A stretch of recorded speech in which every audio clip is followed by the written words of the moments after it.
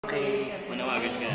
Nananawagan po ako sa pangatlong pagkakataon ng pangatlong ano, sa Tagalog daw, ano po daw yung pwede pang baguhin? Improve.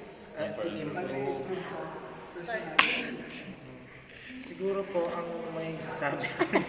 O diba ang ganda, dami effect, kamay. Ang pinakamaganda Gubat daw, siguro gubat. na i-improve ko is malaman ko pa yung ano, yung ano, parang makikinig din ako. Hindi rin kasi ako good listener. Kaya kailangan yung pakikinig.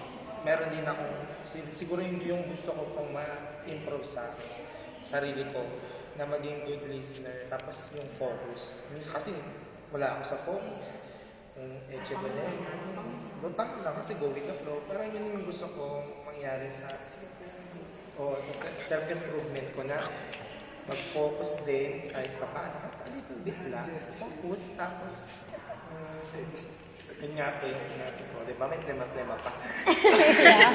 Patingin. Lunok. Lununokin na yan. Nakahiya po si Mickey, may plema. Nakakalimutan ako.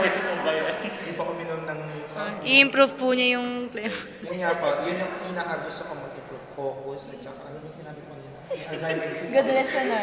Ayun, good listener. Para handa po ako makinig sa kahit ano. Kasi minsan kung sarili mo lang yung pinapakinggan mo, hindi mo na pinapakinggan yung iba.